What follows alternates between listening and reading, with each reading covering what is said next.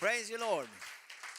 Okay, we welcome you, brothers and sisters, all over the world and our country, Malta and Gozo. I want to welcome and greet our brothers and sisters that follow us week after week from Pakistan, India, Nigeria, Uganda, Kenya, also from America, from England, from Germany, other places in the world that like to follow this ministry.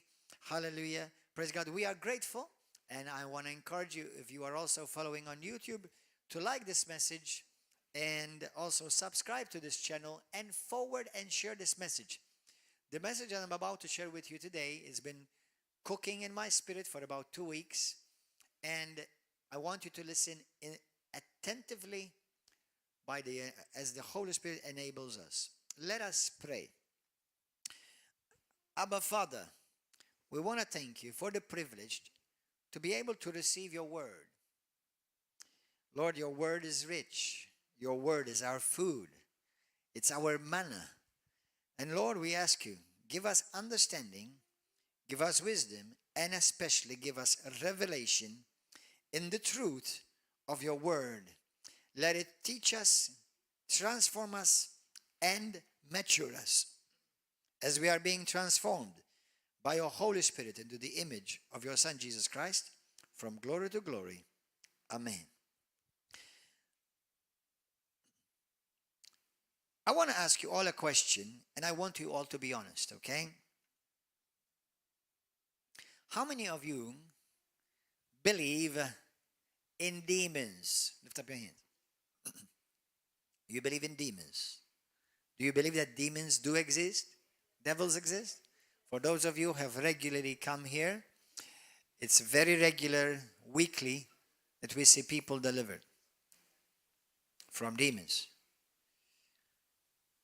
Now I'm about to ask you another question which is a bit harder. Don't worry, either way, stay put, remain seated until the end of the message, as things will become clearer by the end of the message. How many of you believe that Christian can have demons? Lift up your hand. How many of you don't believe Christians can have a demon? Lift up your hand. Be honest. You're fine. You can, either way, that's fine. How many of you don't believe that a Christian cannot have a demon? Okay, so here yesterday we had some people believe both ways.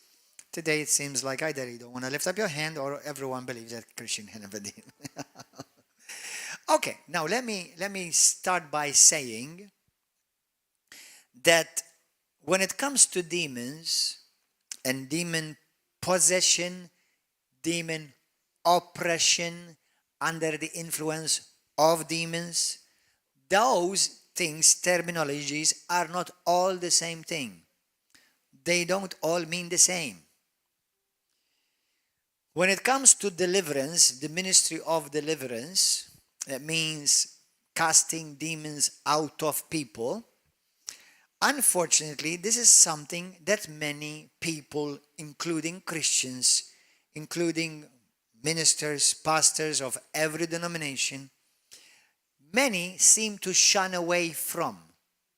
Some may be even afraid of. However, I want you to think, okay?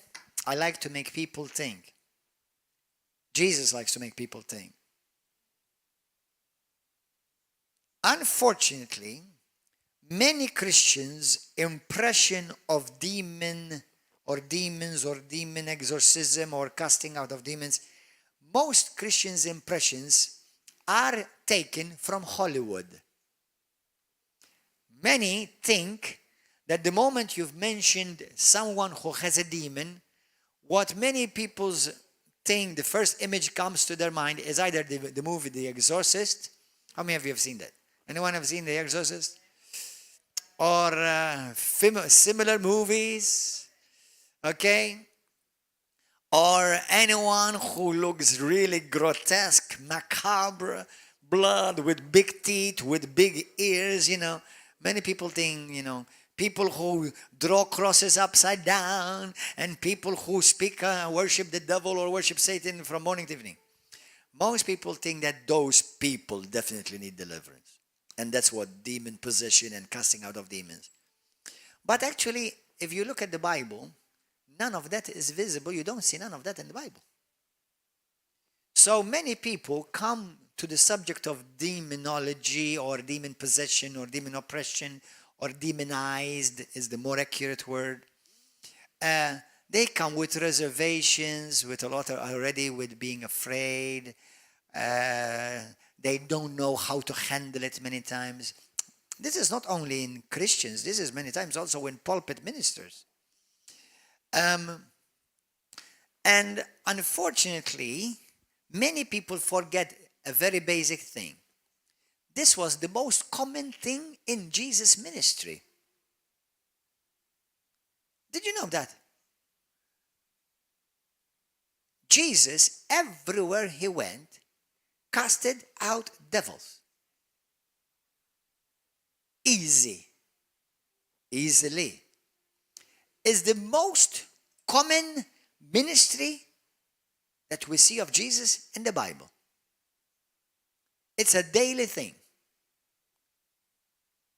Everybody say it was common. Amen? And unfortunately, this is what the devil wants us to think, so that he will still have power over many innocent lives that the enemy wants to imprison and oppress. You see, we all know, or most of us know, Hosea 4:6. My people perish for lack of knowledge. In the book of Proverbs says that the man of knowledge increases what? In power. So the more you know, the less you walk in fear. Amen? So we are, by the grace of God, I'm going to equip you this morning, not only for yourselves, but for also others around you. One thing I would like to accentuate about this message is that deliverance or casting out of demons, including from Christians, is actually the ministry of love. It's the ministry of love. Many times in the Bible, in the New Testament, we see Jesus was moved with compassion and set someone free from demons. So, brothers and sisters, this is not some ministry that, it's all, grotesque, macabre, scary. No. It's peanuts. It should be dealt with like, oh, okay, this is easy. Easy because of Jesus, huh? Jesus, it's not easy for the world, easy for us because the greater one lives on the inside of us. Amen? Praise God. But I don't want you to look at casting. There are many Christians who are afraid of this subject. There are Christians, I've heard some, maybe 3-4 years ago, I've heard a Christian, and most of these are well-meaning, okay? But well-meaning does not scare the devil. Being well-meaning does not scare the devil. When the devil knows that you know your authority and you know your power over him, that's when he gets scared. Because he knows he's about to be exposed and taken care of by the power of God. But I've heard a well-meaning Christian that said, our pastor, I don't know who is this pastor, or maybe I'm hoping that she misunderstood him.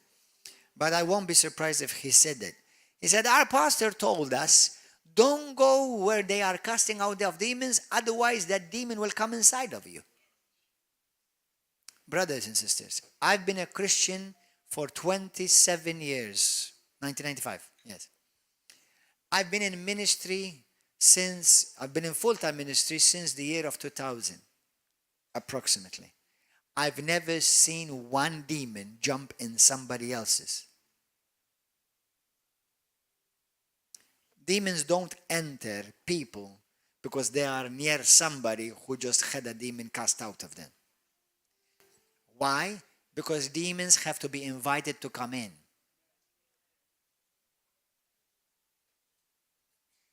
Now, if you're standing beside somebody being delivered, and they say, hey, come, puppy, come, poo-poo, then he'll come in, yeah. All right? But demons don't just come into or go into people simply because he came or they came out of somebody else. All right? So rest assured, Don't be afraid. Don't be scared. Oh, Pastor, we've heard about River of Love. We see a lot of people being cast out there. I'm scared to come there. Well, then go to church, those places where they keep demons instead of casting them out. What do you prefer? This is a basic ministry of Jesus. It's a basic ministry of the church. Are you understanding? Everybody say, I am the church. I am the body of Christ. This is my role, to act in the place of Christ and to do the works of Christ. Amen?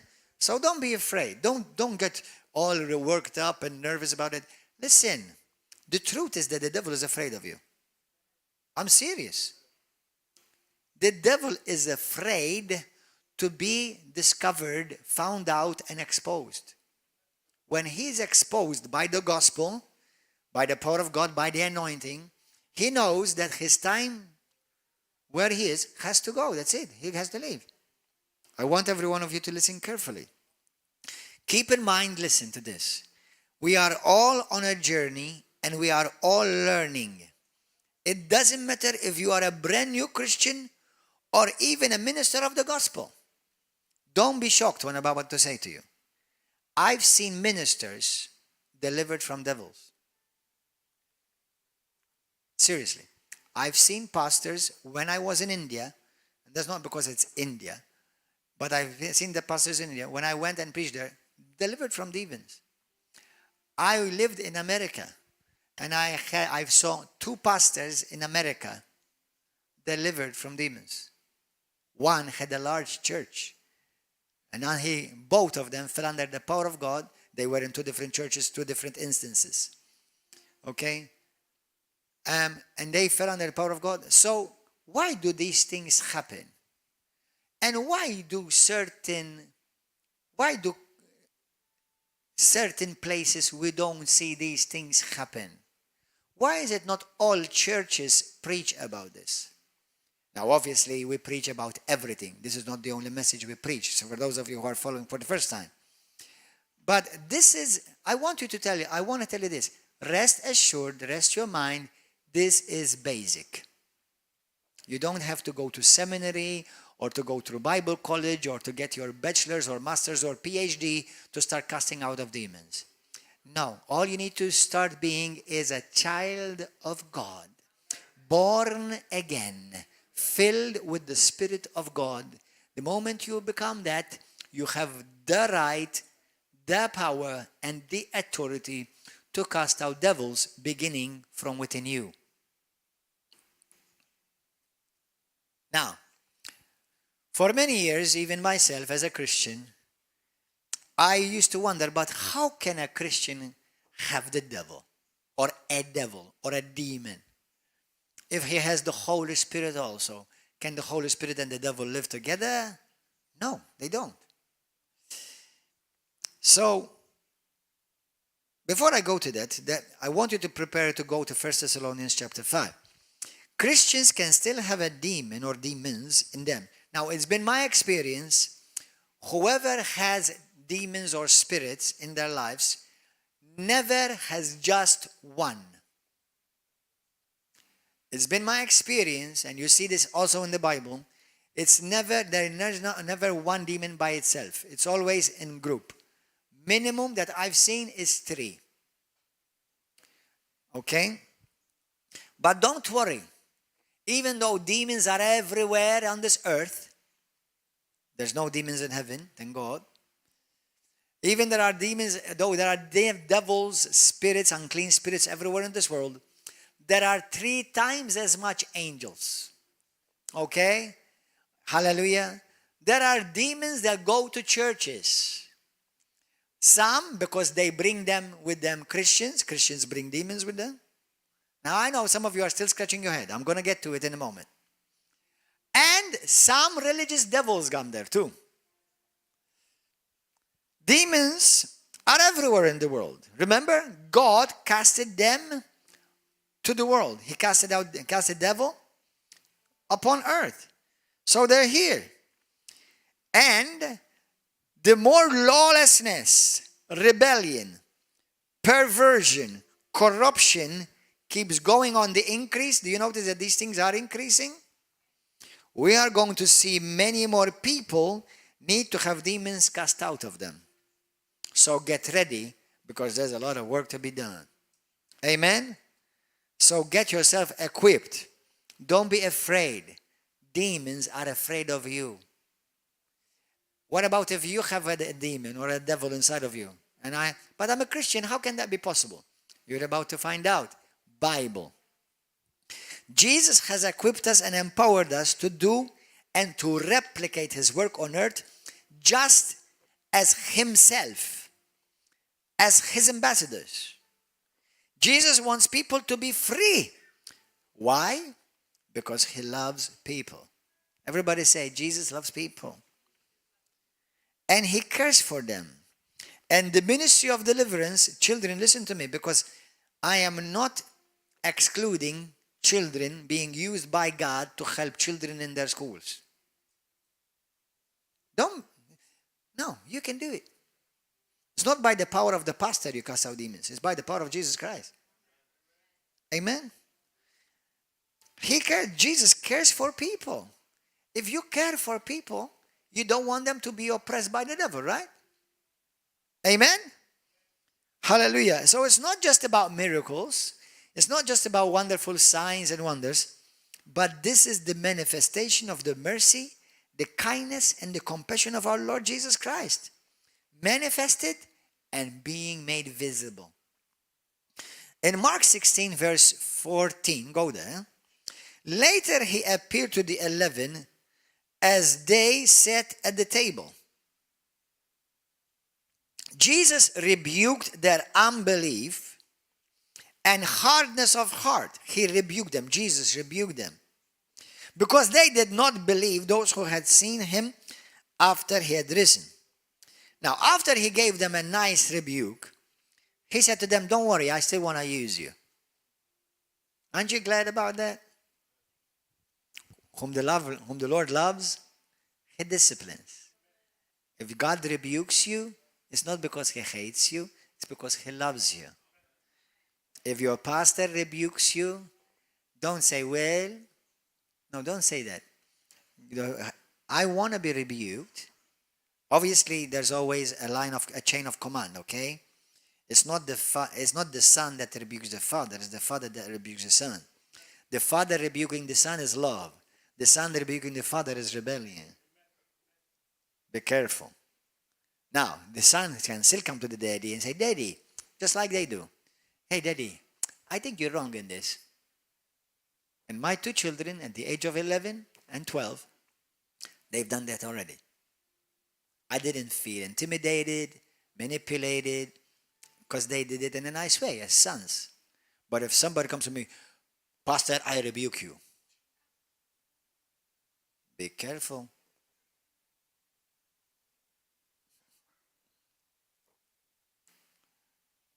In the Bible, go and read it in context. Sheep don't rebuke pastors. Does that mean that pastors are always right? No. It's because there is a chain of command and there is godly order and divine order. And if I needed to be rebuked, then my pastor rebukes this pastor. Do you understand? Amen. And rebuke does not mean I cut you into pieces and demolish you and crush you. No. Rebuke is I'm giving you, hey, yo, oh. Please, can you check this? And it doesn't have to be, I don't have to call you names or attack you. I don't have to tell you that you're of the devil and you're a false prophet or false whatever. That's not a rebuke. Amen. Hallelujah. So, then after he gave them a rebuke for their unbelief, he said to them, go into all the world and preach the gospel to every creature. He who believes and is baptized will be saved. Dear precious brothers and sisters, all over the world, if you're a Christian, if you've never been water baptized, be water baptized. I found it very interesting, and it has happened several times where I saw people being delivered from demons while they're being baptized. I find it funny. Apparently, either don't like to be wet, demons, Or either they don't know how to swim. I don't know. So anyway, but it's true. I find we've had to hold people up sometimes, fearing that they were going to go under the water because they start manifesting. But it's glorious. That's the power of our Savior and King, Jesus Christ. Hallelujah. Praise God. Now, he who believes and is baptized shall be saved, but he who does not believe will be condemned. Now, these signs will follow those who believe. Who are those who believe? The one who preach and the one who receive. Both. Both. Now, for many years as a Christian, I didn't give it too much thought, the scripture. I believed it. I knew it was in the Bible. But I used to think that, they will go and cast out devils out of unbelievers from the world. You see, everything in the Bible has to be taken in context. Otherwise, you're going to preach. That's what we call eisegesis. You put your interpretation into the text. Exegesis is you put yourself in the shoes of the author who wrote it so that you understand. And then you take it in the context of scriptures, other scriptures similar to it. And demons, now listen, once you are saved, the next thing a person that is saved needs is deliverance. I believe everyone needs deliverance. I believe every person in the world needs to have spirits cast out of them. 100%. Now, in Colossians 1 verse 13, if you don't want to, you can either hear me say it or you can look at it in the Bible. It says, for he, God, has transferred us from under the dominion or from under the kingdom of darkness. And he has transferred us into the kingdom of his beloved Son, Jesus Christ. So we were under the what? Dominion, kingdom of darkness. That means you were dominated. You were part of. You belonged to the devil. In John 8:44, Jesus speaks to the Pharisees, your father is the devil. But hoy, if we are, all of us who have been born in this world, before we've been born again, our father is the devil. He is the one that sinned from the beginning, and we are born in sin. Now, God sent us his Son to deliver us from under the dominion of the darkness and from under the devil. Amen? You understand? Hallelujah. No kidding. So, now listen to this. And in my name they will what? Cast out demons. Now, from whom? Have you ever tried to cast out demons from an unbeliever? How many of you ever tried to cast out the devil from someone who doesn't want Jesus? You will not succeed.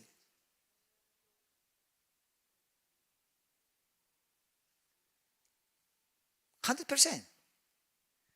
In a moment we're going to see where Jesus says deliverance is what?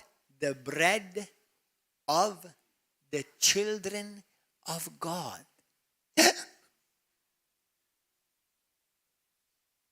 What? Yeah. It doesn't say said this is the steak. It says the bread. So the first thing a Christian needs is deliverance. Now we're going to continue. So, they will speak with new tongues. Have you ever heard unbelievers, heathens, speak in tongues? Who speaks in tongues? Christians. Good. They will take up serpents. That means they will have authority over the demonic. And if they drink anything deadly, it will by no means hurt them. Is this promised to unbelievers or to Christians? They will lay hands on the sick and they will recover. Who will do this? Unbelievers or Christians? You see, everything is to Christians, but the other one we think it's for the world. No, that's for Christians too.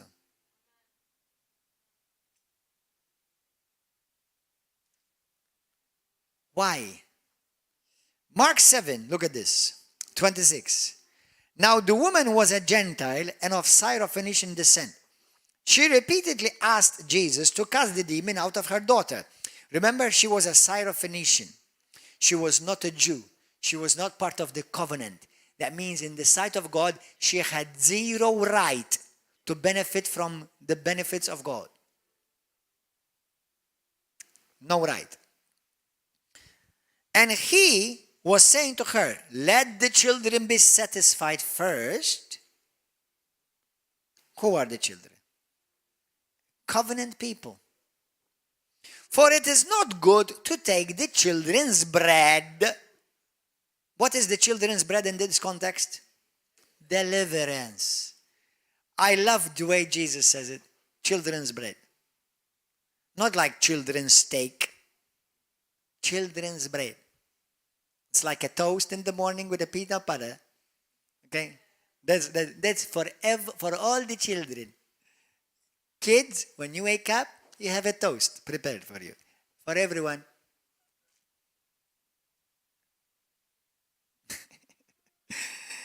And it's not good to throw it to the dogs. Who are the dogs? The Chihuahuas and the Dobermans. The unbelievers. And then she answered and said to him, yes, Lord, I know. This woman knew theology better than many ministers of the gospel. This woman knew theology better than many well-meaning pastors, priests. One Catholic priest once said to me, oh, casting off of demons is no longer for us today because there are no more people with demons. I think the devil was speaking out of him. I'm sorry, I don't think. I'm 100% sure. In what world are you living, Baba?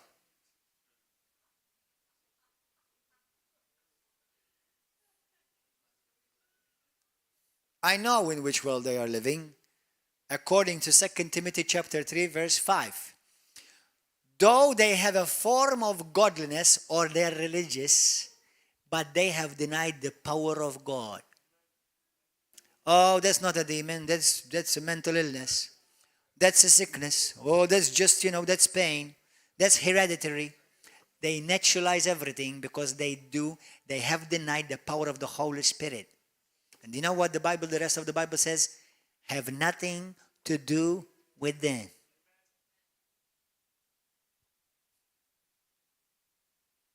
But it's not just in the Catholic circles this. Now, there are Catholics who believe in deliverance, thank God. But this is also, there are many other ministers that don't believe this. How many people have you... Now, we're not going to mention names because I'm not in favor of attacking men or women of God or mentioning names. Because as I said, we are all in a journey. I want to give you a bit of good news. The same priest which said that to me, about 20 years later, I know a few days passed, but apparently he caught up. Because he came on the radio and he said, after all these years, I'm now studying the Bible. Better late than never.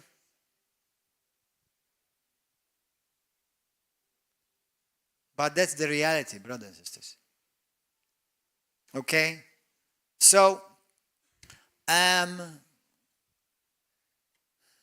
know other ministers of different denominations. Not all, but some Baptists. Not all, but some evangelicals. Not all, some Catholics. Not all, some different denominations. Anglicans, Protestants. Just listen.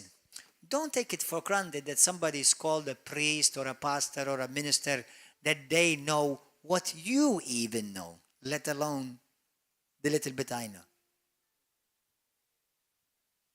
I'm telling you, I've seen ministers delivered from demons. It will shock you.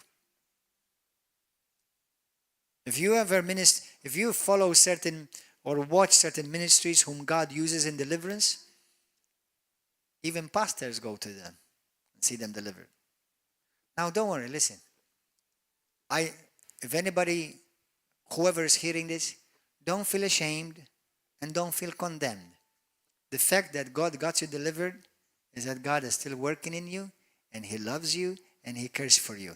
So this is not to shame you, but listen, if there is a demon oppressing your life, what do you prefer? To keep it or to get rid of it? Amen? So I'm not saying this to condemn anyone, because we don't know what certain people know. Listen, when I was in the Roman Catholic circle, I only knew certain things. When I got saved and I was in an evangelical Baptist-like circle, I knew about salvation, I loved Jesus, but I didn't know certain things. Then I started, listening to messages that are spirit-filled, Pentecostal, charismatic. I said, oh man, I didn't know this. So you're always growing, okay? So don't condemn people who at least they're searching. At least they're searching. Amen? Amen? So, thank God for what we know. But listen, there's a lot of we don't know yet. And we're all growing. Amen? Has anyone arrived? We're all on a journey. But so let's be gracious about this. Because there may be pastors listening to this. Which I know there are. Because pastors follow this ministry. From different parts of the world. Many people have asked us to be part of this ministry because they want to start the River of Loves in their nation. If I had to say yes to every one of them, you would barely ever see me. Because I would be always traveling, starting churches, River of Love. Maybe a time will come like that, I don't know. But we have already had the ministries in about 4 or 5 other nations, but it takes a lot of work.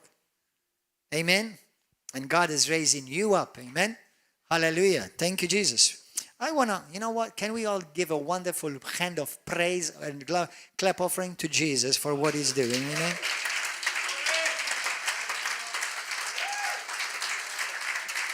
Hallelujah. Thank you, Lord. Thank you, Father. So, Mark chapter 1, verse 39. He went into their synagogues, preaching throughout Galilee and casting out demons. Where did Jesus go and cast out demons from? Synagogues. Did you know that synagogues were modeled after the temple, the tabernacle? Did you know that today's churches, most Christian churches, including this one, as far as the congregation, where the congregation meet in the building, do you know that they are designed after the synagogues? And they're designed after the temple? Did you know that you aren't designed after the temple? You. When you look in the mirror, do you know what you're looking at? A temple. You're called the temple of God. The temple of the Holy Spirit. Now, the temple of God is made in 3. Everybody say, He's made in 3. It has 3 rooms, 3 departments. Now, some people call them different things, but let me you've got the center one, which is called the most holy place, the Holy of Holies. Okay? Then you've got another big room, which is called the Holy Place. And then you've got the other, which is called the courts. Some call it the inner courts, and then there's the outer courts. Some call it the outer courts, inner courts, and the most holy. It doesn't matter. But it's in 3. Okay, it's in 3. Now listen to this. This is a powerful revelation. If you go and look at your Bible, for example, let's go to Acts chapter 8. Listen to this.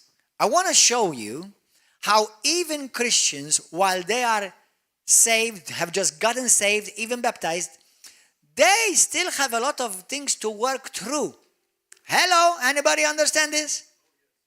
Could it be that you are actually saved on your way to heaven, but still demonized? Not demon possessed.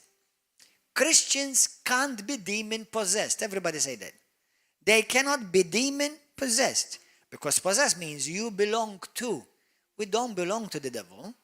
We belong to God.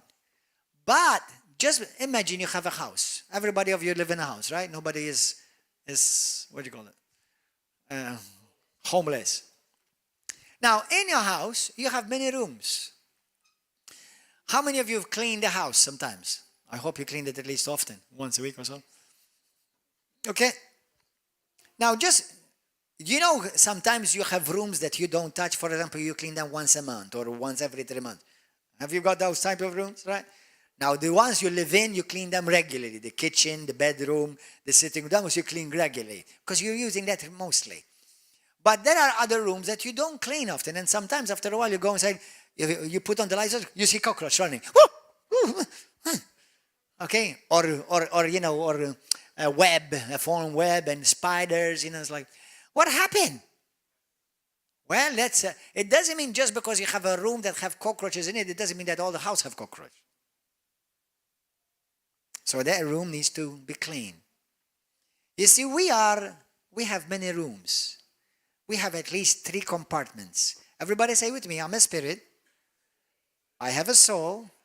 I live in a body. Which part of you is born again? Spirit. Is your soul born again? Never. Is your body born again? No. So, we're going to see more on this. Now go to the book of Acts first. Acts 8, verse 9. There was a certain man called Simon. Simon comes to the river of love now. He's been saved, filled with the Holy Ghost. Hallelujah. Who previously practiced sorcery in the city and astonished the people of Samaria, claiming that he was someone great, to whom they all gave heed, from the least to the greatest, saying, this man is the great power of God. And they heeded him because he had astonished them with his sorceries for a long time. Look at your Bible. Verse 12. But when they believed Philip, the evangelist, he preached the things concerning the kingdom of God. He didn't preach Christianity or religion. He preached the kingdom of God and the name of Jesus Christ.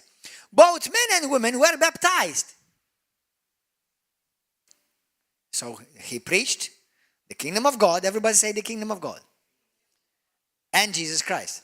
Now, unfortunately, it's been my experience that many churches don't preach the kingdom of God.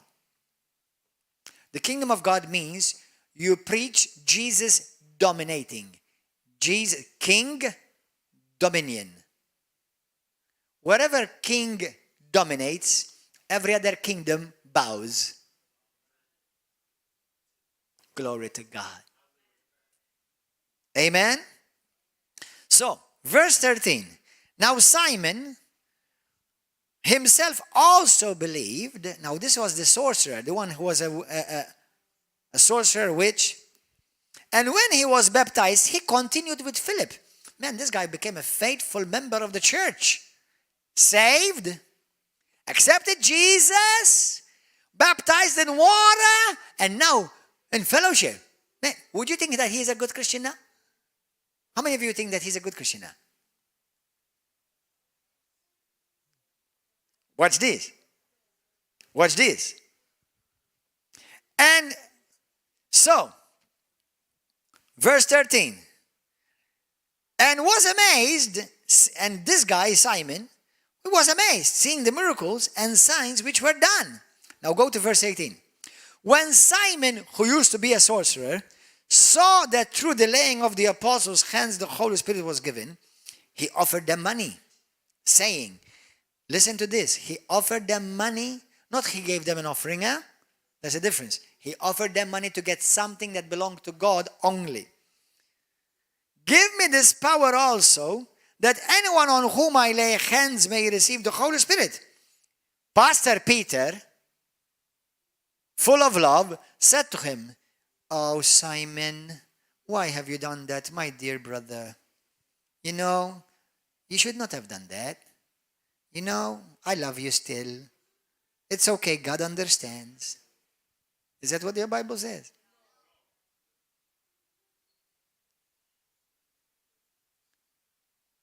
If you think I'm tough, many Christians I know wouldn't last a week in Peter's church. Look what he said. Your money perish with you. Because you thought that the gift of God could be purchased by money. You have neither part nor portion in this matter. For your heart is not right in the sight of God. Pastor, please don't be tough. Pastor Peter, this. Repent therefore of this your wickedness. Oh. And pray God if perhaps the thought of your heart may be forgiven you. For I see. Now, this is what some other pastors would have said. I know you're well-meaning. Look what he said. Listen, I'm not telling you never to say these things or not to act nice and loving and kind. We always must be loving, but for our first love has to be undivided towards Jesus. For I see that you are poisoned by bitterness and bound by iniquity. Bound. Everybody say bound. Now hold on. Christian, baptized, and attends fellowship. Bound. Christian, saved, baptized, attends fellowship. He even has got money. Man, we're going to build a church with the guy. And bound.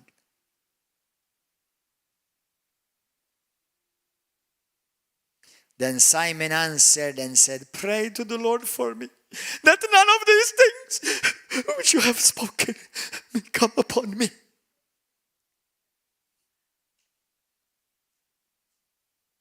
When we preach the gospel of the kingdom of God, we are bringing them Jesus and the reality of the kingdom of heaven to them. One way or another, every person needs to be brought to Jesus in order to be set free. Without Jesus, you can't be free. Full stop. Jesus as king brings his kingdom power to overrule Satan's kingdom by force. In the book of Matthew 15:21, Jesus said, he went out from there and departed to the region of Tyre and Sidon. And behold, a woman of Canaan came from that region and cried out to him, saying, have mercy on me, Lord, Son of David. We saw that, right? So deliverance, everybody say this, deliverance is my bread. My experience from the Bible is what I've learned is this. First, a person needs to come to Jesus beyond any doubt. Listen, you can't exorcise, deliver, cast out demons or unclean spirits from somebody who has not yet come to Jesus. Now, there is one way how something similar can be done. I'll tell you when. So when you come to Jesus, the person experiences deliverance and freedom from demons. We saw that in Mark 16, Matthew 15, and other passages. Possession means that the demon lives in your spirit. Listen carefully. Possession means that the demon lives in your spirit and it has total control over you. Listen, anyone who's demon possessed, the devil will not allow him to step in that place. Anyone who's demon possessed, the devil will not even allow him to come anywhere near here as a building. Anyone who is demon possessed will run away from you. Seriously. If you're a true Christian. Because he can't resist the presence of God. Now, there's one way how you can help these people. Okay? Because somebody who's demon possessed, the devil will not even allow them to speak. Did you know that? Now, this is where exousia and dunamis have to work together. Where you dominate with the power of God and with the anointing. Now, the word demonized or oppressed means that you have a demon on the inside in one of those two departments, soul or body, but it is not in total control over your life. Similar to a demon oppression, not possession. Everybody say oppression, not possession. It is either controlling a particular area of your life or influencing you in that area through a particular spirit, unclean spirit, demonic spirit, call it whatever you want. Now listen, this is where all the difference comes. It is the anointing of God, the power of the Holy Spirit, and the name of Jesus combined are what destroys the yokes of bondages of Satan. Simon, though was he saved, baptized, and attending fellowship, he was still in bondage. The devil had still a hold of him somewhere. Was he saved? Yes, he was saved. But apparently the devil had a bondage, had a yoke, a bondage over him somewhere. And what did he need to do? He needed to repent from it. He didn't say to him, get saved. He was already saved. He didn't tell him, you need to be rebaptized. No, he said, you need to repent from that sin. Because Satan is keeping you in bondage in that area. Amen? So, what happens is this. When there is the anointing, what is the anointing? The anointing is the manifested, tangible presence of the Holy Spirit. It's what makes the Christian a supernatural being. Your flesh is the natural, the anointing is a supernatural. You cannot cast out demons just because you're religious or you just read the Bible. You need the anointing. Number one, ties in the spirit that leaves you bound and dependent on a demon you have to access in your life. So demons, listen, demons don't come because you're a demon worshiper or a Satanist. No. Demons come where they see the flesh, they see other sins, rebellion. Okay? Demons are like flies. In fact, Beelzebub is called the what? Prince of flies. Okay? They come. Flies, where do they come? If you leave some sweets on the table or in the kitchen, okay? And by the morning you've got what? Flies, mosquitoes, gnats, okay? Yucky. So it's useless trying to cast the flies out, you know. Just remove those stuff from there. Remove that and they won't come anymore. Do you understand? That's why repentance and another thing is going to be needed. I'm going to tell you in a moment. So, look in Acts chapter 10, verse 18. Verse 38, sorry. Look, Acts 10:38. How God anointed. Everybody say anointed. When was Jesus anointed? How is it that for 30 years Jesus did not cast out demons? When did Jesus start casting out demons? When the anointing came upon him. How God anointed Jesus of Nazareth with the Holy Spirit and with power, who went about doing good and healing all who were oppressed by the devil, for God was with him. Isaiah 10:26 says, and the yoke, what is a yoke? A yoke means a bondage. What is a bondage? Bond, to tie. The word yoke, bondage, means to tie. Now, so we are supposed to be tied only to Jesus. But sometimes many Christians, in their spirit, they're tied to Jesus, but in the area of their soul or their body, they're still tied or in bondage with the enemy. Are you understanding this, brothers? Now, and the yoke shall be destroyed because of what? The anointing. Are you understanding? Acts 10:26. The yoke shall be destroyed because of the anointing. Every Christian has received an anointing for Christian living. But there are different offices with different levels of anointing. Now listen to this. This is the work. This is the work of every Christian. Listen carefully because you're being distracted. There are different levels of anointing.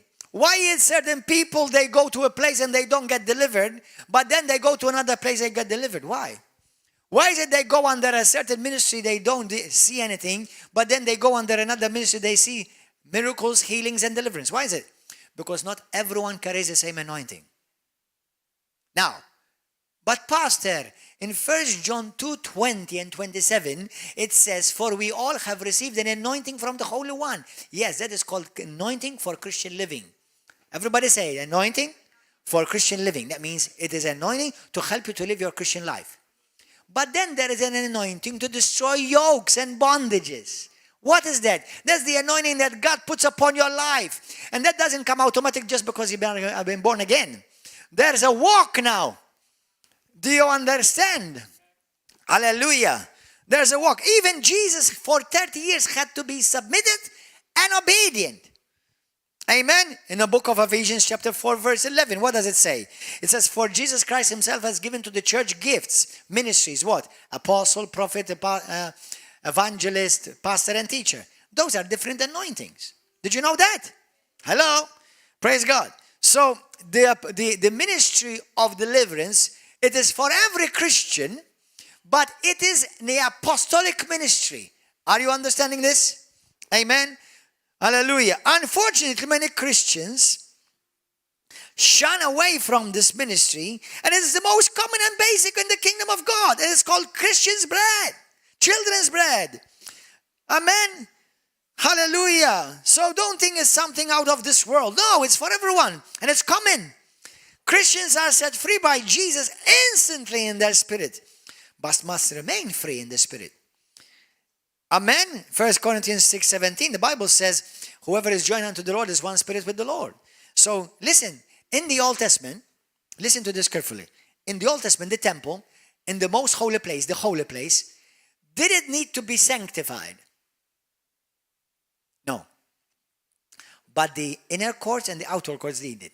In fact, the Bible says that everything in the Old Testament, in the book of Hebrews, it says everything was sanctified by the blood of Jesus. But what else? By prayer and by water, the Holy Spirit. Amen? In 1 Thessalonians chapter 5:23, look at this. Now may the God of peace himself sanctify you completely, and may your whole spirit, soul, and body be preserved blameless at the coming of our Lord Jesus Christ. Everybody say, I'm a spirit, I have a soul, and I live in a body. For the word of God is sharp as a two-edged sword, piercing as far as dividing between the spirit and the soul. Amen? Hebrews 4:12, James 1:19-21, and many others. So, look at Galatians 1 now. Galatians 5:1. Galatians chapter 5 verse 1. It was for freedom that Christ sets us free. Therefore, keep standing firm. Keep standing firm. Who does that? You. And do not be subject again. Do not be subject again to what? To a yoke of slavery. The devil wants to make you a slave again. Satan used our carnality and flesh to oppress us. Galatians 5:16-22. What does it say? It says, walk in the Spirit, so that you will not give room to the flesh. Amen. And then he mentions a bunch of sins of the flesh. And then Paul warns, he said, if you keep doing these things, Baba, you are going to risk your life now. Amen. Jesus made us instantly holy, but also commanded us to live holy and be holy. Look at this. Colossians 1:21. I love this scripture. Colossians 1:21. And you, who once were alienated and enemies in your mind by wicked works, yet now he has reconciled in the body of his flesh through that to present you holy and blameless and above reproach in his sight. If indeed you continue in the flesh. We continue in what? In the faith. So what? Jesus made us holy. Jesus made us blameless, made us without above reproach. But we must also continue in the faith. Why did Jesus rebuke the disciples? For lack of faith. Amen. Hallelujah. Grounded. 1 Peter chapter 1 verse 13.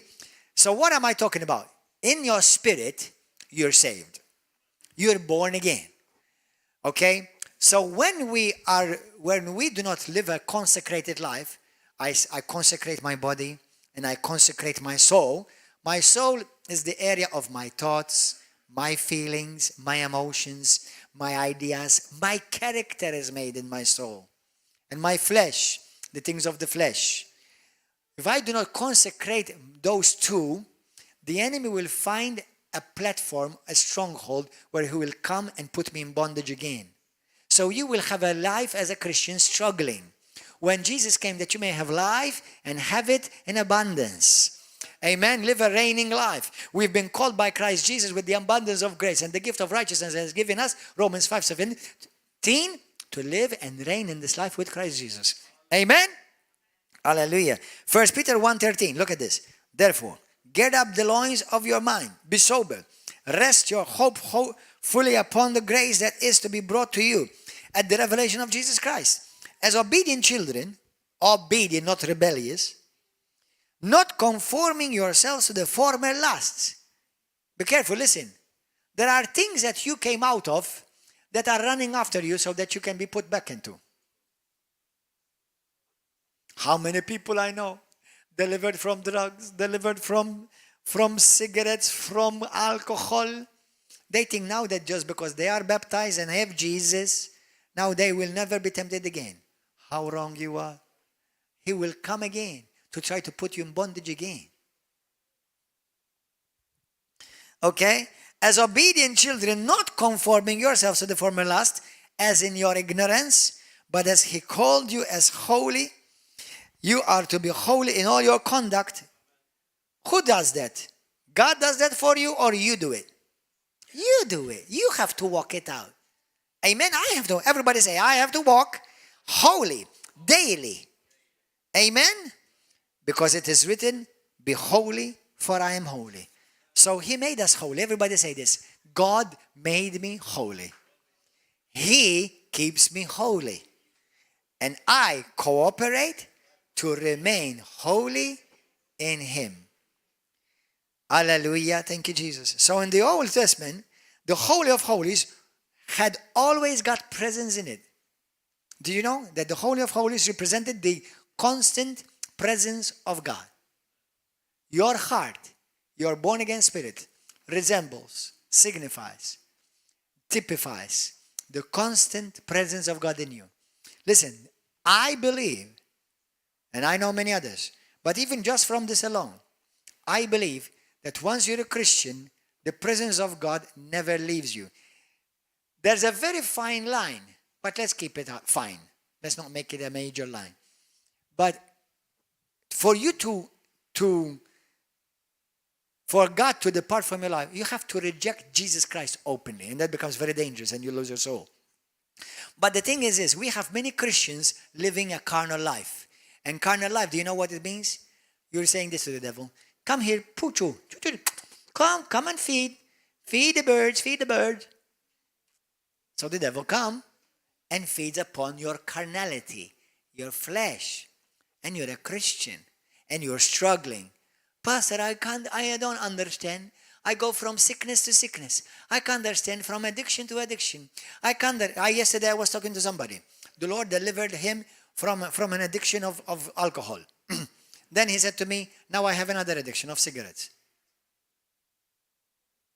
I'm not surprised.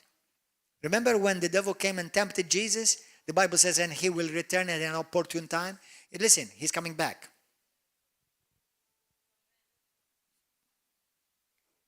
And he won't tempt you with what tempts me. He will tempt you with what tempts you.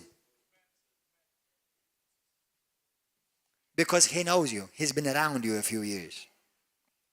Okay? So, the holy place had to be purified by the blood of the Lamb and prayer and water. The inner courts purified by the blood of the Lamb and prayer and water. Amen? Hebrews 8, verse 9. Hebrews 9:21. Look at this. 22. Almost all things are cleansed with blood, according to the law. And without the shedding of the blood, there is no forgiveness. Brothers and sisters, in the precious blood of Jesus is what gives you the power over demons. When you know that there is power in the blood of Jesus Christ, you have every authority to cleanse temple. Are you understanding that? Amen. You've got the Holy of Holies. You've got the inner courts. And then you've got the outer courts. We're divided in three, spirit, soul, and body. The spirit is the most holy place. Hallelujah. When you are joined to a prostitute, a demon or an idol or a bad habit, you have to divorce it. You have to renounce it. You need to repent from it to be completely set free from it. When you are yoked, the Bible yoked or in bondage means you are joined with somebody. You are like you become owned in that area. You see, let me give you an example. When you start taking drugs, for example, a common sin and a bad habit. Have you noticed that drugs own you? You start taking drugs even when you don't want to? I can't understand. I feel sorry for those people. One brother, today he's in jail. He could have escaped. He could have had his sentence liberated. For 27 years, he's been in bondage to drugs. He did every possible program to be free from the drug in Malta. Every one of them, he did them. And always went back into drugs. He came here once. The first time he came, he was set free from drugs. For about 3 months, he was completely free. Never done that in his whole entire life. He lived more on drugs rather than free. He was even healed from an incurable blood disease. He opened one door again. And the enemy came in like a flood. And you know before he got into jail, what he said to me? He was waiting a sentence, but unfortunately because he messed it up. He said to me, Pastor, it's true what the Bible says, that when you're set free and you go back, the latter part, you will do worse things. He said to me, Pastor, in this 1 month, I've done worse things than in all my 27 years as a drug addict.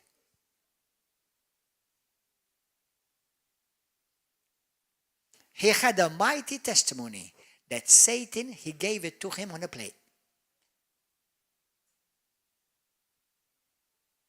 Why? He was free. Don't be put into yoke because Satan wants to slave you again. Amen? In 1 Corinthians chapter 6, 15 to 17, it says, do not be unequally yoked together with unbelievers. So you can be yoked, but not according to the will of God. That's why Christians should only marry Christians. Then Paul says, what fellowship has righteousness with lawlessness? What communion has light with darkness? What accord has Christ with Belial? Or what part has a believer with an unbeliever? Listen, this is what he's warning you. Because there are believers who yoke themselves with unbelievers. Don't! You're going to become in bondage. You're going to get into bondage. Don't! Be free!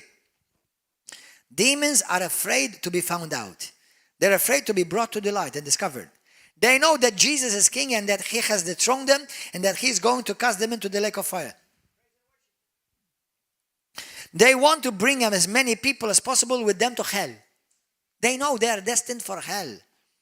Demons know, since they cannot be saved, they have only one mission left to do. To them as many people with them as possible. The devil is a liar. He's a murderer. And he's a deceiver. But Jesus has defeated him. And he gave all the power in heaven and earth to you to cast demons out of people. And out of people that Jesus loves and cares for. Amen? Hallelujah. That's why Jesus said that he cometh only but to steal, to kill, and to destroy. But I have come that you may have life and have it more abundantly. John chapter 10 verse 10. They will oppress anyone who will give them an opportunity. It doesn't matter whether you have an education, university level, or kindergarten level. The demons will try to oppress you. Whether you have a degree or no. Whether you are rich with a lot of money or not have a penny. Whether you are religious or well-meaning as well as atheist, agnostic, or openly an evil man. Or even maybe a seemingly good man of morals. The devil will try to oppress you. Whether you are nice and polite. Or whether you are a savage and whatever. The demons will try to oppress you and to try to come and find a foothold in you. Jesus came so that we may be free completely and live victoriously, free in every area over the enemy, where Satan and his demons have no longer have any claim on us in any way, in Jesus' name. So don't feel ashamed and don't feel condemned. Jesus wants to set you free because he loves you and he cares for you. That does not mean that you are necessarily a bad person or an evil person. The most important thing is that you know Jesus loves you. He cares for you. He wants to set you free completely and give you a life of abundance and a life that will glorify his name. Hallelujah. How must you be free? For all of you, enough of you here, those new visiting and those who are here as part of this family, those of you on internet or Facebook or TV, listen carefully. Number one, how to be set free. You must be born again.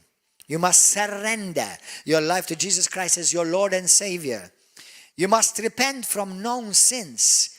This is what demons do. Demons will come and put a foothold or a stronghold and put you in bondage because you've given them permission. Sin gives them permission. Number three, now this is important. Number three, the Bible says you must renounce the spirit, you must renounce the spirit, the sin, or the habit, the wrongdoing. Renounce it. When you renounce, means you are breaking ties with that sin. You're breaking influence with that spirit. Proverbs 28 verse 13, the Bible says, whoever conceals their sin does not prosper, but the one who confesses and renounces it, they find mercy. 2 Corinthians 4, 1 and 2, the Bible says, rather we have renounced secret and shameful ways. We do not use deception. So brothers and sisters, certain sins, certain strongholds, you cannot just say, Lord, I'm sorry. Now it's good, but that's not enough. You must renounce it. And we see in the book of Acts chapter 18, go there, 19, Acts 19, verse 18. Look what it says.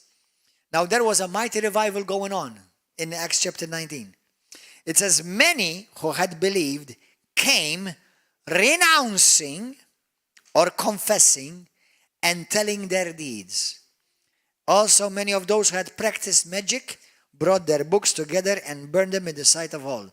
And they continued up, and thou counted up the value of them, and it was totaled 50,000 pieces of silver, so that the word of the Lord grew mightily and prevailed.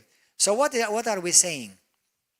Sometimes when there are demons attached to you in some area of your body or soul, and you're a Christian and you're saved and God loves you and you may be well-meaning and don't feel condemned or don't feel embarrassed, what you need to do is you need to repent of that sin and you need to renounce that.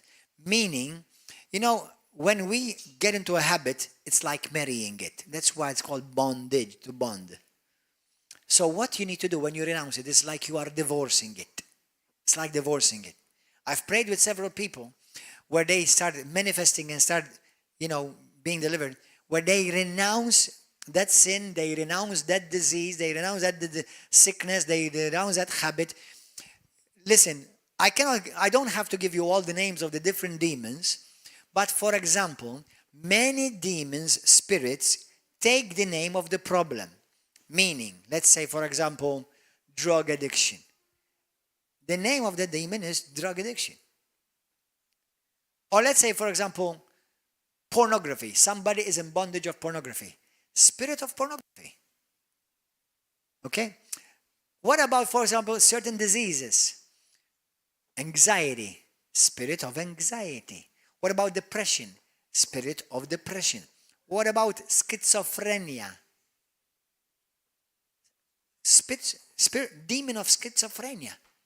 So what you do is, you're renouncing certain sicknesses and diseases, which are not a sin, that's not your fault, unless you've brought it upon yourself by something you may have done or, anyway, something else. Or you renounce the sin. The moment you renounce it, Satan's hold is broken from your life. Do you understand that now? Now, these are doors. I'm going to mention a few quickly. Let's all stand. I'm going to mention these few. Amen. Did you receive something this morning? Are you ready to receive this morning? Listen. If I was receiving this on your end, I would want to pray. I want to say, Lord, what am I still dealing with? What is still oppressing me? What is still bothering me? Listen, the most that can happen is nothing. There is not going to be a bad thing that's going to happen. Okay? Only good thing can happen. Amen? Just make sure that you are genuinely born again. You are a genuine Christian in your heart. And if you're struggling, just be completely free from it in Jesus' name. Let me mention to you some things, and we're going to pray together. Because for of you on YouTube and Facebook and TV, occult. These are doors, platforms Satan will use to put you in bondage and yoke. occult, occult, idol worship. If you come from a Roman Catholic background, you may need to repent and renounce this. Idol worship.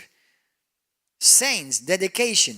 Listen, there are many of you who've been dedicated to a patron or a saint. Listen, in Malta and many other Catholic countries, they have the custom, for example, Maria Dolorata. Do you know what that means? Mary, the one full of pain.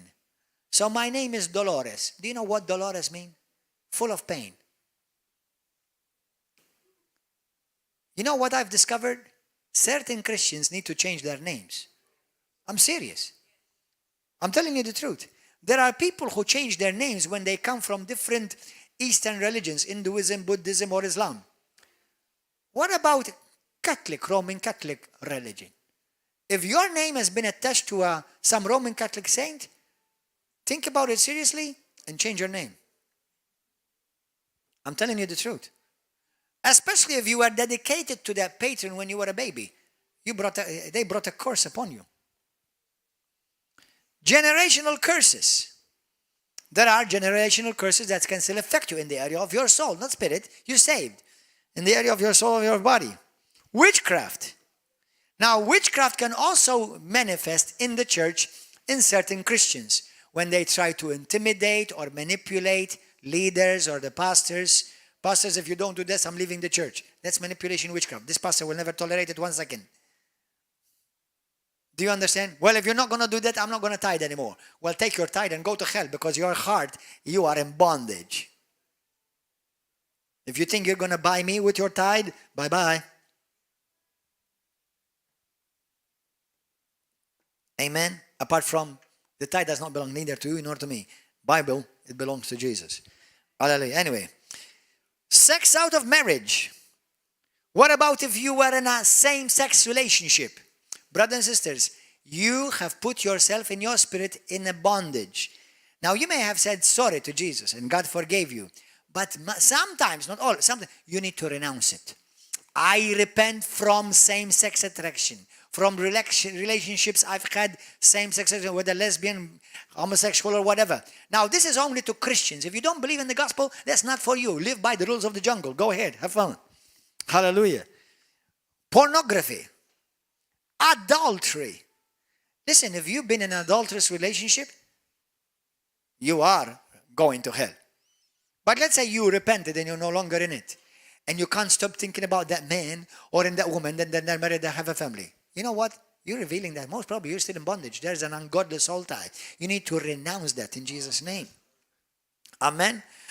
What about abortion, murder? I've seen it. Now, I've seen women who have repented and God has touched and liberated from abortion. But let me give a word of warning to all those who will go to abortion. Number one, in the sight of God, you will be called a murderer, and no murderer will see eternal life, but their part will be in the lake of fire.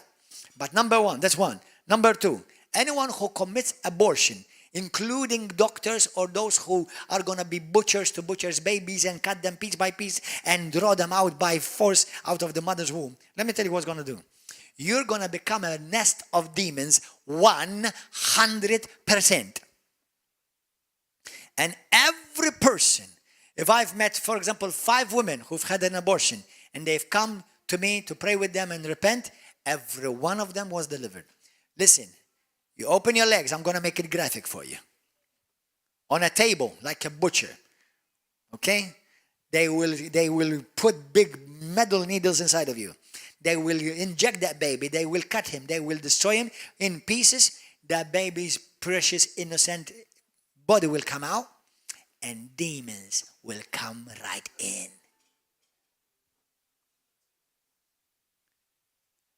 100%. And if you will laugh, you're a double fool.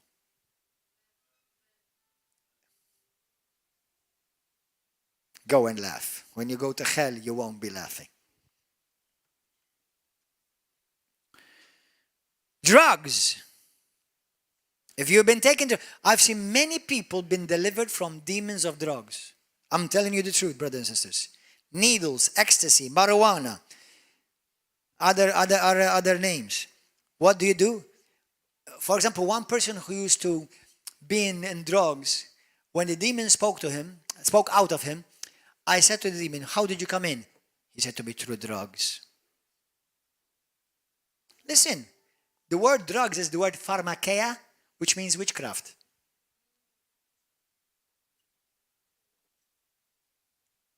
When you take a drug, your conscious state is altered and you're under a demonic influence. Alcohol. If you're addicted to alcohol, could be beer, wine, whiskey, or brandy, or whatever it is. Others that may be suffering through demonic oppression or demons in their soul or body. If you've been rejected at the womb. Sometimes this has messed up people big time. For example, imagine this. Imagine like, for example, I'm having a baby. Imagine I'm a woman, I'm having a baby. And I'm preparing to have a baby girl. And I'm preparing a baby girl's bed, a baby girl's clothes. And all of a sudden a baby boy appears. Sometimes that baby has been completely screwed up. Because they have confessed over him constantly, this baby girl, and I want a baby girl, and there's a big disappointment that comes over the mother and is transferred into the child. That's why their identity gets all screwed up. And they need Jesus, just like every one of us. Amen? Apart from there's a spirit of rejection. By the way, rejection is a demon. If you've been rejected, you may need to ask God to deliver you from the spirit of rejection. Lies. Have you been a compulsive liar? You love to lie? Envy. What about gossip? The Bible talks about how the devil is like a gossip. He's a slanderer. The Bible says Satan is a slanderer. He slanders, he accuses brethren before God. If you're a slanderer, if you slander pastors, brothers and sisters, ministries, you're doing the work of the devil. You have demons inside of you, 100%. Rejection. If you've suffered from rejection, abandonment, daddy, mommy left you, abandoned your husband, wife, whatever, children, you've suffered from rejection, you may need to renounce the spirit of rejection. Sexual, physical, or verbal abuse. Many people have been sexually or verbally abused. You need to renounce that. I renounce sexual abuse. I renounce the spirit of physical abuse. I renounce it. False religion. If you've been a Jehovah's Witness, it's a false religion. Islam, Mormonism, Buddhism, Hinduism, Catholicism. I know Catholicism has some good things, but a lot of Catholicism in many other countries like Mexico, South America, even some parts of Italy, some parts of Malta, Catholicism that looks nothing like Christianity. It's like Hinduism under Rome. All different gods and different saints and different pains. And Jesus is just another baby dancing in the middle somewhere. You need to renounce Catholicism. Yes, I renounce publicly Roman Catholicism in the mighty and glorious name of Jesus. First, to begin with, Jesus was not Roman Catholic anyway. Hallelujah. Now, I do believe Jesus loves Catholics, and I was one of them. And if you're following, he loves you. I assure you he loves you. He wants you to be free from the bondage of religion. It doesn't matter where it comes from, whether it's Rome, America, China, or South America, or South Africa. It doesn't matter. Any religion is a replacement of the true faith in the one Messiah, Jesus. Hallelujah. Now, some other things that maybe you need to renounce. Necromancy, contacting the spirit. Some people have been contacting spirit, praying to the saints or praying to none or praying. Do you know that's demonic? Do you know that's a curse? Do you know there are demons that will come through that? There are the things that also need to be renounced. Anger, spirit of fear, spirit of addiction, spirit of manipulation, spirit of Jezebel, spirit of Ahab.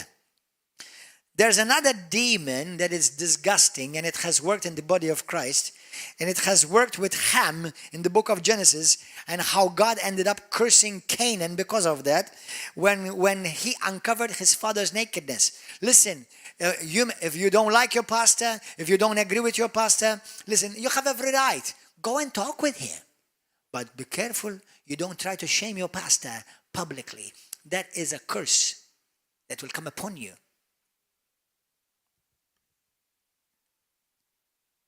And I'm going to say a word of grace. Just like your pastor has been kind and merciful and patient with you, you need to be kind, merciful, and patient with your pastor. Your pastor is also growing too. And I'm not talking just about me. I'm talking about every pastor in the world or minister. Hallelujah. By the same measure that you judge, you will be judged. Absalom, the spirit of Absalom. What is the spirit of Absalom? The spirit of Absalom is the one that tried to turn his brothers and sisters, sons and daughters against the father, the pastor. Witchcraft, intimidation, cancer, schizophrenia, memory loss, asthma. Do you know I've seen people delivered from asthma, from a demon of asthma? Bulimia, anorexia, barrenness. There are people who've been delivered from barrenness. That means kills life in the womb. Drug addiction, heart disease, autism. I've seen this on the video, I've never seen it person. I've seen somebody been delivered from autism. Now, there's nothing impossible with our God. Beelzebub, anxiety, depression, paranoia. Man, paranoia is terrible. There's a demon behind all of this. Let's all stand. Let's pray. Hallelujah. Now listen to me. All of you on internet, Facebook, on internet, YouTube, television. First and foremost, turn your heart to Jesus. He loves you. He cares for you. Really. This message is not about the devil. This message is about how God loves you so much. He wants to deliver you from the clutches of the devil one. Amen? He is moved with compassion towards you. He wants to set you free. He cares for you so much. Hallelujah. You know, he came from heaven for you. He came from heaven for you. That's how much he loves you. So, are you ready to give your life to Jesus right now? If that is you, please say this prayer with me. Everybody pray this with me. Anybody here want to give your life to Christ for the first time? Lift up your hand. Anybody, lift up your hand. Say this prayer with me. Say, Heavenly Father, thank you for your love. Thank you for your Son, Jesus. Lord, I realize today, more than ever, I need you in my life. Come into my heart, Jesus. Be my Lord. Be my Savior. Save me, Lord. I don't want to go to hell. I want to be in heaven with you forever. I have sinned against you, and I ask you to forgive me of all my sins, past, present, and future. And I repent, and I turn from my wicked ways, and I turn with all of my heart to you, Jesus. Wash me clean by your precious blood, and fill me now with your Holy Spirit. I belong to Jesus. I am a child of God. I belong to you, Father. Satan has lost his claim over my life. I am a child of God. I'm no longer a slave. I'm an heir. I'm a child. I'm a son. I'm a daughter of the King of Kings and the Lord of Lords. Jesus has set me free. Hallelujah. Amen. Praise God. Praise you, Lord. Praise you, Lord. Now listen to this. If you have prayed that prayer, maybe you're by yourself at home, you know what to do? Open some praise and worship music. Start praising God. Start reading the Bible. If you're in Malta, come to church. Come to River of Love every Wednesday and Saturday at 7 p.m., Sunday morning at 10 a.m. If you're by yourself, if you need help, call us, write us, contact us. If you're in another country, write us. We will help you find a good church near you. We have contacts all over the globe. We have churches all over the globe that we're in friends with and in partnership with, all everywhere. But what about you need to renounce something? Well, most of people know what they need to renounce.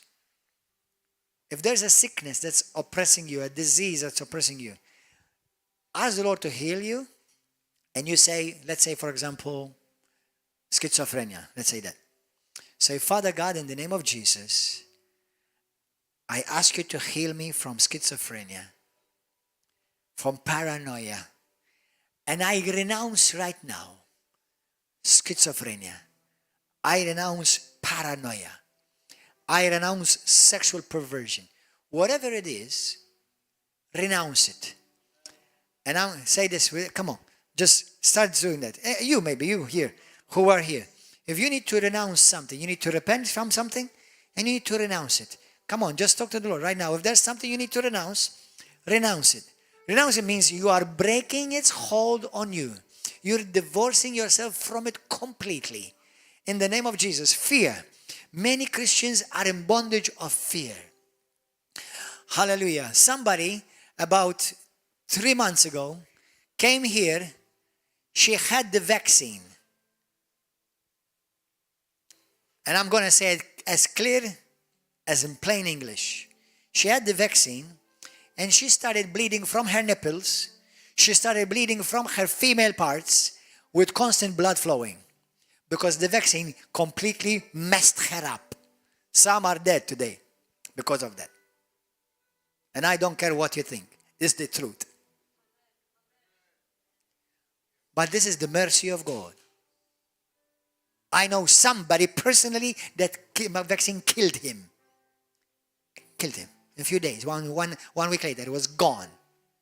And they knew it was a vaccine, killed him at the age of 45. Anyway. But this is what this woman said. She was here crying. She had a problem she couldn't figure out. And they told her, most probably this is what the vaccine did to you.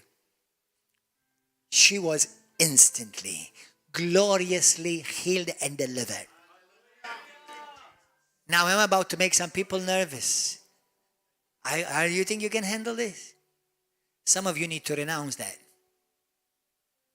Some of you need to repent and renounce that. Because it's killing your body and killing your immune system.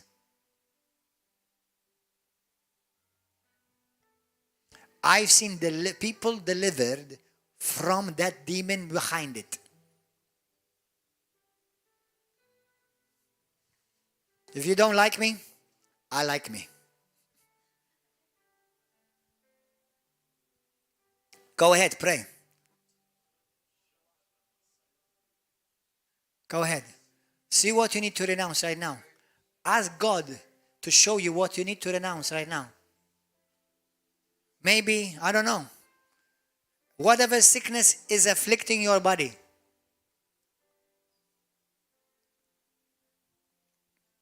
Come on, so that you are free. Hallelujah. I'm going to give you a few moments. So you need to, whatever you need to renounce, you renounce right now. Ask God to forgive you if it's a sin, if it's a bad habit, or if it's a sickness or a disease or an ailment that has afflicted your body. Whatever it is, renounce it in Jesus' name. You may need to renounce a generational curse. For example, there's something operating in your life which you've seen in your mother, in your grandmother. It has gone through the lineage of your family. It is becoming evident that's a generational curse. You need to renounce that generational curse. Let's say, for example, migraines, for example. I know there are natural migraines, and I know there are sicknesses and diseases that sometimes bodies of different people may get afflicted by, but sometimes there's a demon or a curse behind it. Okay, the Bible does talk about demons and spirits of infirmity. Okay, that they travel. So you may need to renounce that. Okay, I'm going to say something. What about a demon of obesity? What about a demon of bulimia?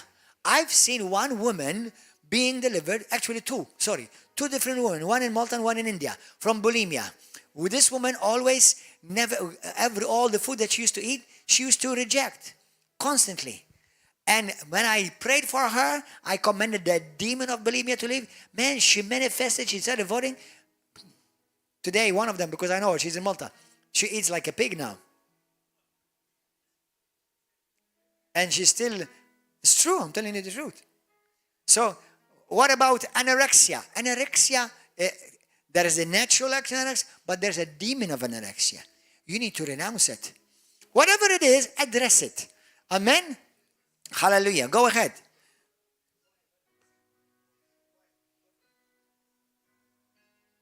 Those of you on YouTube, in a few seconds, I'm going to pray with you and over you. So if you are renouncing anything, start renouncing it right now. In the name of Jesus, whatever you need to renounce, start renouncing it right now. Whatever sin. Listen, if you have unforgiveness, you need to renounce that too, eh? And you need to forgive those who have hurt you right now. And bless those who hurt you.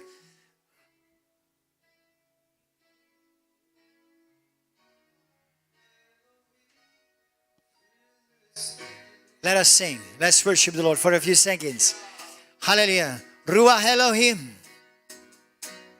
Ruach Elohim, Ruach Elohim, Ruach Elohim, Ruach Elohim, Ruach Elohim, Ruach Elohim, Ruach Elohim, fill this place.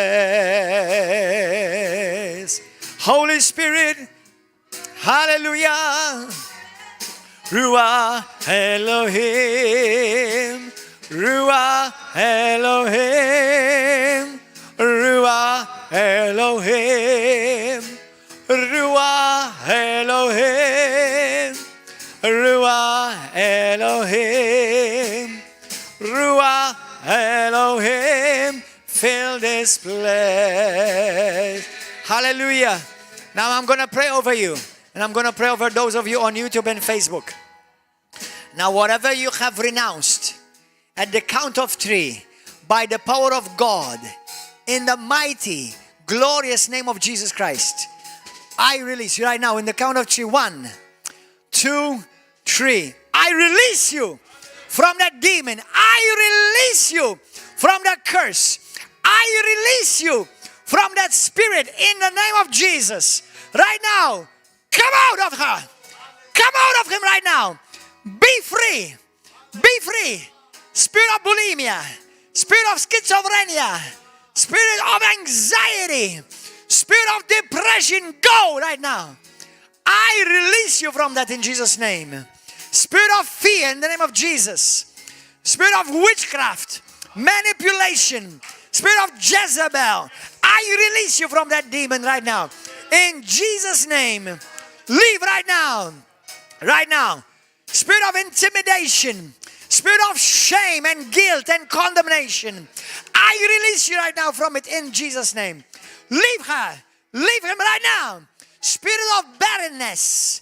Spirit of barrenness in Jesus' name. I release you from that. You will have children in marriage in Jesus' name. I release you from that curse right now. Every generational curse. I release you from it right now in the name of Jesus. Jesus Christ sets you free.